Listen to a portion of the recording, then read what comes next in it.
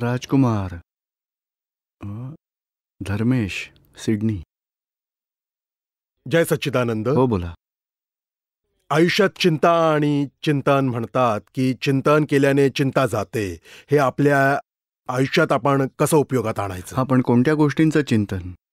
बघा, आत्म्यापेक्षा वेगळंच चिंतन करता, त्यामुळे चिंता उभी राहिली. आत्मसन्मुख चिंतन असेल तर चिंता बंद होईल. आणि चिंतनाचं मूळ काय आहे? चिंतेचं करविता कोण आहे ते आपण जाणत नाही. आणि बघा, जेव्हा जेव्हा काम होत नाही तेव्हा वाटतं की हे नाही झालं तर काय होईल, कधी पूर्ण होईल, त्रास झाला तर काय होईल, तेव्हा चिंता सुरू होते. समजा दुसऱ्या माणसावर रिस्पॉन्सिबिलिटी असेल तर आपल्याला त्या कामाची चिंता वाटेल नाही का. नोकरी करतो आपण तेव्हा मालकाला जास्त चिंता आहे की नोकराला, नोकरी करणाऱ्याला जास्त चिंता असेल सांगा? बिझनेस, शेअर कंपनीचा बिझनेस करणाऱ्याला ठीक आहे, त्याला काय वाटतं, मला बिझनेस चालवायचा आहे, मी 10 माणसांना नोकरीवर ठेवलं आहे, ते लोक काम करतील, मला माझा बिझनेस वाढवू दे. म्हणजे जो करणार आहे त्याला चिंता वाटते. आपल्याला काय 8 तास काम करायचं, पगार घेऊन जायचं आहे. कोणी सिन्सिअर असेल तर थोडा विचार करेल, पण शेवटी बघाल तर सगळे हायेस्ट ओझं कोणावरती असेल तर करणाऱ्यावर. घरात सुद्धा तुम्ही चेक करा, 2 लहान लहान मुलं आहेत, नवरा बायको आहेत, तर लहान मुलं चिंता करतील का आई वडील जास्त चिंता करतात? आई वडील. हां, तर मुलं तर खेळतील, बागडतील आणि बापांची नोकरी सुटली नंतर पुन्हा बाहुली घेऊन खेळायला लागतील. ते चिंता नाही करणार, कारण घर कोण चालवतं? मम्मी पप्पा चालवतात. मी काही नाही करत, मी लहान आहे. म्हणजे करणाऱ्याला चिंता लागते. आणि इथे आपल्याला तेच ज्ञान प्राप्त होतं की करविता कोण आहे. तुम्हाला कोण वाटतो, कोण करत असेल? बघा ना, आपल्याला चांगलं करायचीच इच्छा असते ना आयुष्यामध्ये. कधी वाईट होतं की नाही? हो. कित्येकदा चांगले विचार करावेत असंच वाटत असलं तरी वाईट विचार मनात येतात ना. हो. नवरा बायकोमध्येही बघा, चांगलं चांगलं बोलायचं ठरवूनही कधीतरी वाईट शब्द पडतात. आपली इच्छा नाहीये, मग शब्द वाईट का बाहेर पडले? तुमची इच्छा नाही तरी वाईट विचार का आले, निगेटिव्ह विचार का आले? कोण करवतंय? ते रहस्य जाणून घेण्यासारखं आहे की कोण करवतं.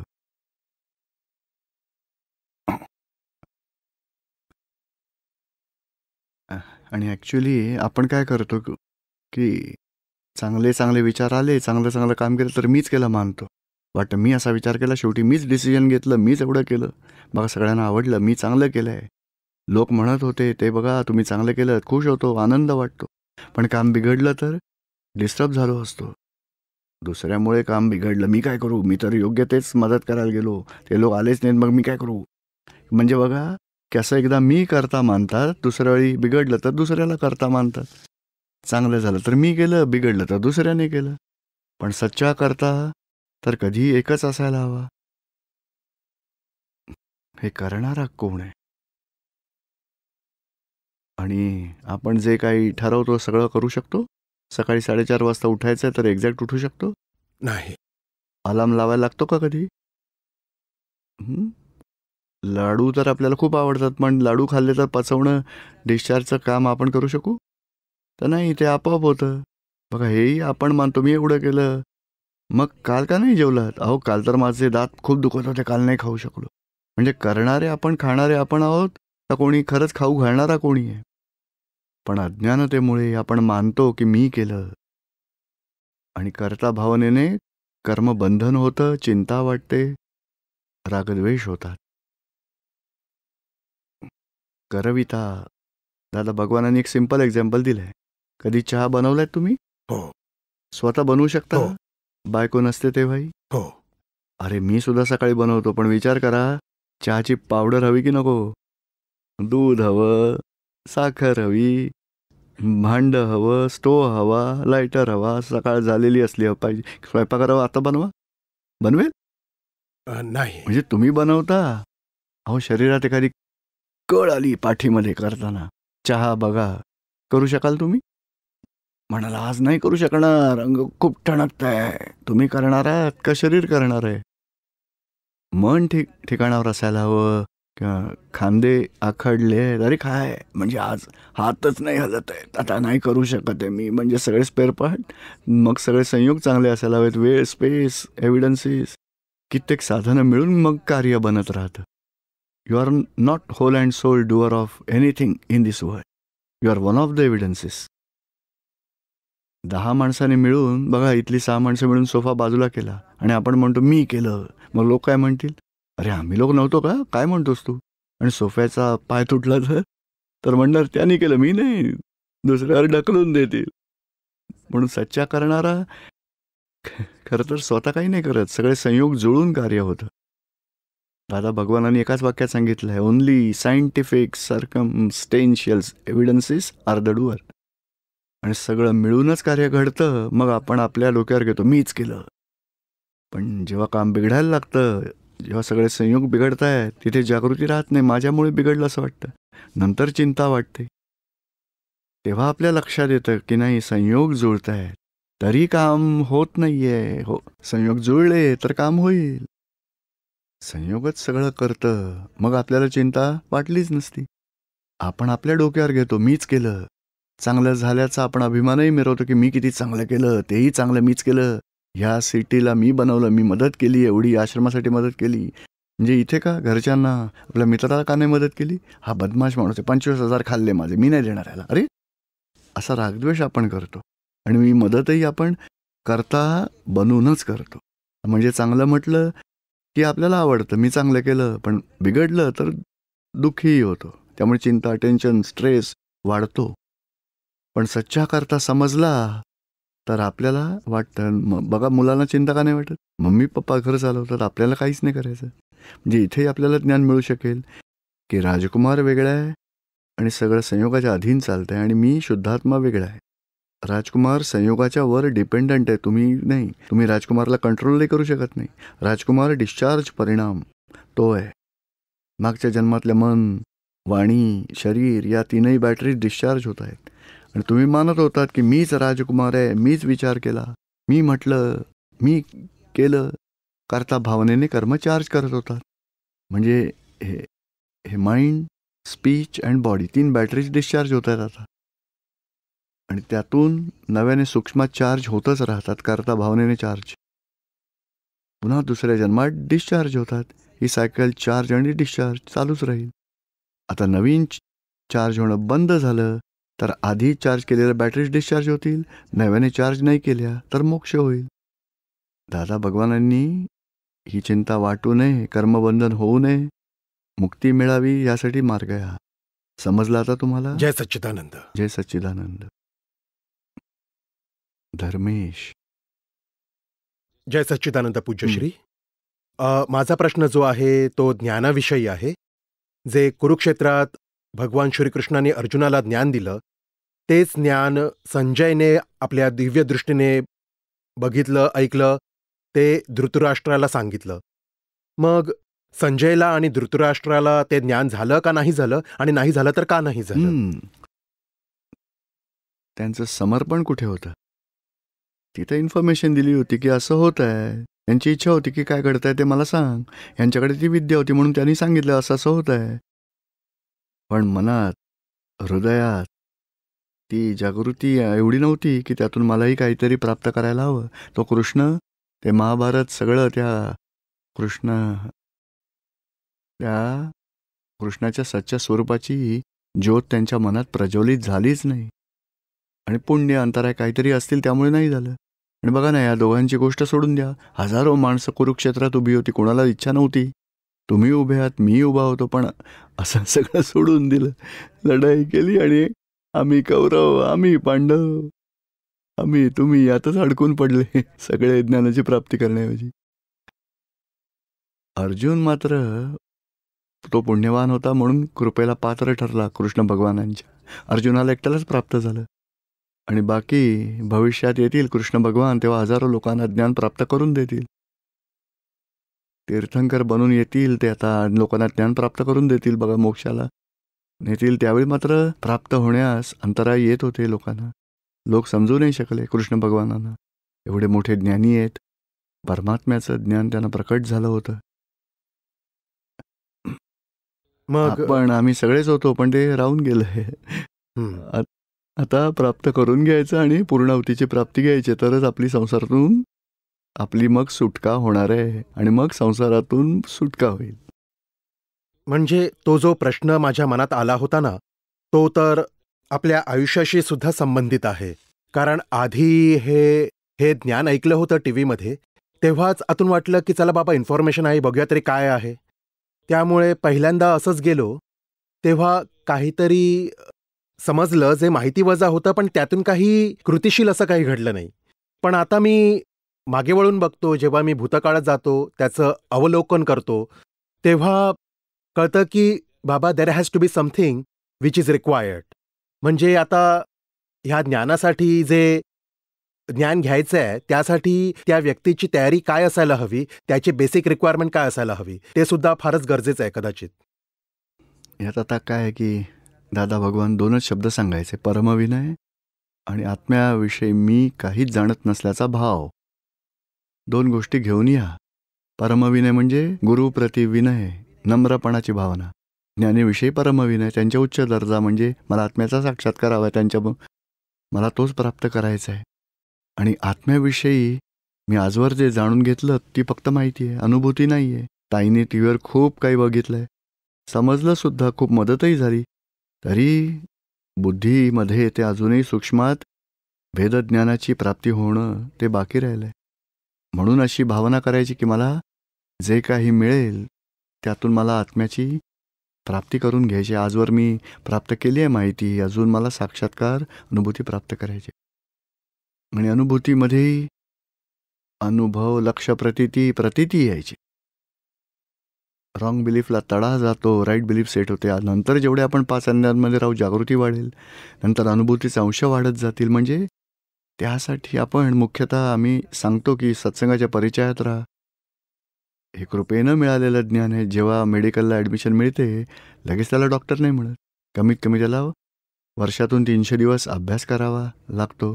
म्हणून आम्ही सांगतो बाबा 300 तास काढा सत्संगासाठी. 10-15 दिवस शिबिरामध्ये या, एखाद्या शिबिराला तरी. प्रत्यक्ष सत्संगात आला तर उत्तम, पण नाहीतर लाईव्ह रिले आहे किंवा इंटरनेटवरून खूप सगळ्या VCDs आहेत. आणि लोकल सत्संग, इथेही सत्संगाचा ग्रुप लहानसा चालू झालाय, तर अशी लोक मिळून सत्संग करू शकतील. शिवाय आपण VCD सत्संग जरी केला सगळ्या ग्रुपने एकत्र येऊन, तरी जागृती वाढेल, नक्कीच जागृती वाढेल. आणि जसं तुम्ही रोपट्याचं बीज पेरलं, त्याला पाणी घालावं लागतं, खत घालावं लागतं, फर्टिलायझर, प्रोटेक्शन द्यावं लागतं. तसंच 5 आज्ञा या प्रोटेक्शनसारख्या आहेत. आपले चरणविधी, वाचन सगळं खत घालण्यासारखंच आहे. सत्संग म्हणजे खत पाणी घालण्यासारखं आहे. म्हणजेच हे रोपटं वाढेल, द्वितीयेची तृतीया चतुर्थी होईल, पौर्णिमेपर्यंत. म्हणजे सत्संगाची खूपच आवश्यकता आहे. आता जेव्हा धर्मेशने ज्ञान घेतलं, तेव्हा त्याच्यानंतर असे संयोग जुळले, त्यामुळे कधी-कधी एवढे कंटिन्युअसली ह्या साऱ्या 5 आज्ञा तर अप्लाय कराव्याच लागतात. चरणविधीसुद्धा चांगल्या प्रकारे व्हायचा, मध्ये-मध्येच पुन्हा केव्हा तरी तो होत नाही. तर हां, त्यासाठी, त्या पुरुषार्थासाठी शक्ती मागायची बस. बघा, हे काय की कर्म समाप्त करण्याआधीच ज्ञान मिळालं, त्यामुळे कर्मांचा फोर्स येणार, थोडं डिस्टर्बन्स येईल, पण हळूहळू कर्म सुरू होईल, पूर्ण होईल. पण आपला निश्चय ठाम आहे, आपल्याला अनुभव, लक्ष, प्रतीती शुद्धात्म्याची मिळाली आहे आणि हळूहळू कर्म पूर्ण होत जातील आणि जागृती वाढत जाईल. आणि कसं आहे की कर्म संपण्याआधीच हे ज्ञान मिळालं आहे. थोडा जोर असणारच कर्मांचा, जागृती डीम होईल, प्रतीती नाही जाणार, पुन्हा जागृती रिसेट होईल. आपल्याकडून हा चरणविधी मदत करेल. पुस्तकं आहेत, कोणाला दुःख दिलं गेलं तर प्रतिक्रमण करा आपल्या दोषांचं, आणि सत्संगाच्या टचमध्ये राहा, तेच उपयुक्त ठरेल ज्ञानासाठी. जय सच्चिदानंद. रीटा विठ्ठल. येस. जय जय सच्चिदानंद पूज्यश्री. Welcome to Fiji. माझा प्रश्न असा आहे की कोणत्याही परिस्थितीत एक बॅलन्स बिहेवियर का नाही राहत? कारण हे हिशोब असलेलं जग आहे. आता दुकानात येणारे सगळे ग्राहक असतात का सगळे सारखे असतात? कोणी 100 रुपयांचा माल घेईल, कोणी 500चा घेईल, कोणी 25चा, कोणी 2 वेळा विचारून निघून जाईल. म्हणजे हा हिशोब आहे बघा. तसंच हे कर्मांचा हिशोब असलेलं जीवन आहे. यात एखाद्या बरोबर आपला प्रेमाचा हिशोब आहे तर एकमेकांना आपण सुख देतो. द्वेषाचा हिशोब असेल तर दुःख देतो. मग वैराचा हिशोब तर वैर देतो. म्हणजे हिशोब असलेलं जग आहे. आपल्याला हे समजायला हवं की पूर्वजन्मात आपण चूक केली आहे म्हणून हा दुःखद व्यवहार घडतोय. नवीन सुधारा, नव्यात समभाव ठेवायचा पुरुषार्थ करा. कोणी काही अपमान केला, काही नुकसान केलं, आपण समभाव ठेवायचा. मागील कर्म तर फळ देतीलच, पण नवीन कर्म करताना सुधारा. त्यात सुधारणा करणं ते मनुष्याच्या हातात आहे बघा. चांगली बीजं टाकली तर मग समभावाने निकाल करा सगळ्याचा. म्हणजे एक कर्माचा समभावाने निकाल केलात. समभाव म्हणजे वाईट करणाऱ्यावर द्वेष नाही, चांगलं करणाऱ्यावर प्रेम नाही, मान देईल त्याच्यावर प्रेम नाही, अपमान करेल त्याचा द्वेषही नाही, नफा देणाऱ्याचा, मदत करणाऱ्याचा मोहही नाही, दुःख देणाऱ्याचा द्वेष नाही. सर्व समभाव ठेवा. समभाव कधी राहील? सच्च ज्ञान, सच्ची समज याच्या जागृतीने. या बुद्धी अहंकारात अज्ञानातेमुळे विषमभाव होतात बघा. कोणी मदत केली, खूप छान आहे, खूपच, आणि सध्या मदत नाही केली, बिघडलं, त्याचं डोकं आऊट झालंय. लगेच 2-4 अभिप्राय हे देऊन टाकतील, हा वाईट माणूस आहे.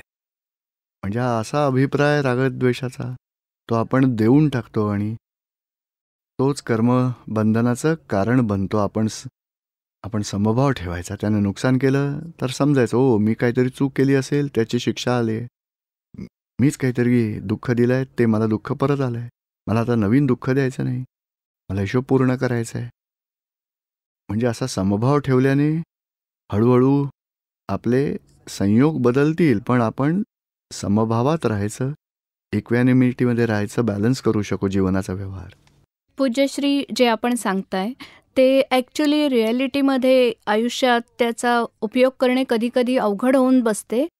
म्हणजे काही गोष्टीमध्ये आपण करू शकतो, पण काहीमध्ये ते होऊ नाही शकत किंवा अर्ध्यातच बंद होऊन जाते आणि मग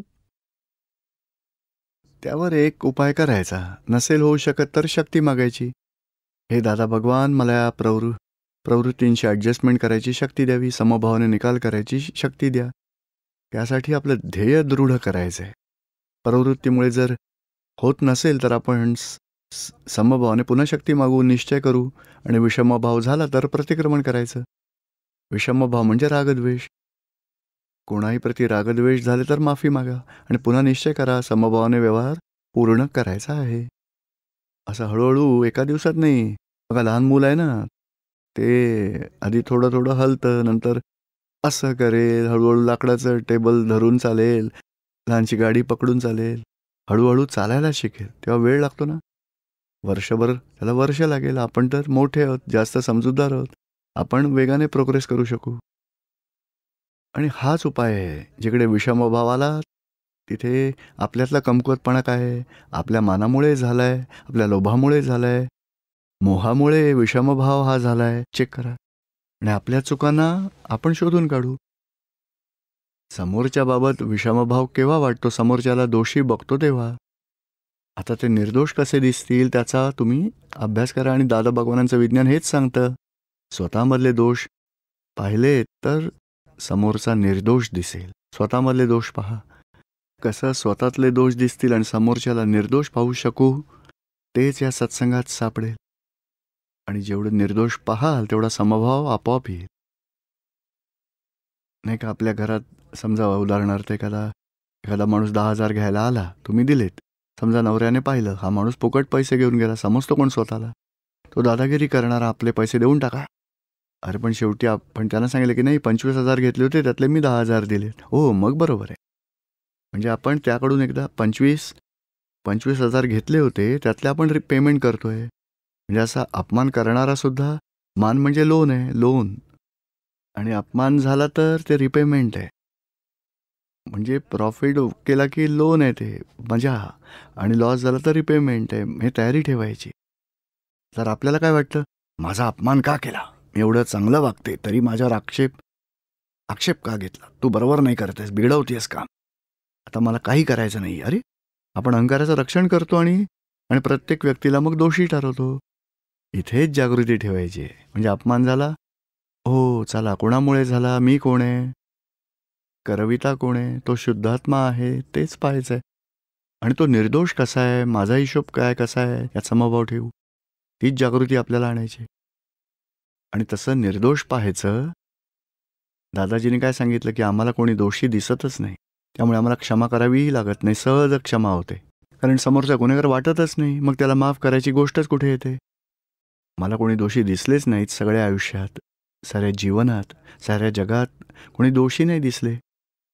आता या ज्ञानाच्या दृष्टीने पाहाल तर आत्मा गुन्हा करतच नाही. प्रवृत्ती जे काही गुन्हे करते ते डिस्चार्ज करणे आपला हिशोब आहे. तर मग त्यांचा दोष कुठे आहे त्यात. आणि आपण कॉजेस केली, त्याचा परिणाम आला आहे, निमित्ताचा काय दोष. म्हणजे सायंटिफिकली आपण ॲडजस्टमेंट केली तर निर्दोष दृष्टीने बघू आणि निर्दोष दृष्टीने पाहिलं तर मग समभाव असेलच असेल. समजतंय आता तुम्हाला. होय पूज्यश्री. शक्ती द्यावी की यात प्रगती होईल आणि दादांचे ज्ञान आणि चांगल्या प्रकारे आयुष्यात लागू करू हो, शकू त्यासाठी आपण. सत्संग खूप महत्वाचा आहे. 5 आज्ञा आणि सत्संग. सत्संग, CD, पुस्तकं, ते सगळं आहे. प्रत्यक्ष सत्संगात आलं तर उत्तम. आणि मग इंटरनेटवरून लाईव्ह रिलेसुद्धा होतो. VCDज आहे, DVDज आहेत, दादाजींचं पुस्तक आहे. पण आता त्यांचे सत्संग म्हणजे काय आहे, तर आधी बघा प्रश्नोत्तरी सत्संग झाले होते, सगळ्याचं रेकॉर्डिंग केलं आहे, त्याचं ट्रान्स्क्राईब करून पुस्तकं बनवली आणि तोच सत्संग आम्ही वाचतो. त्यामुळे तुमच्याही प्रश्नांची उत्तरं इथे मिळतात त्यातून. म्हणजे असे सगळे सत्संग जय मिळू शकतात सच्चिदानंद. बघा तुम्हाला.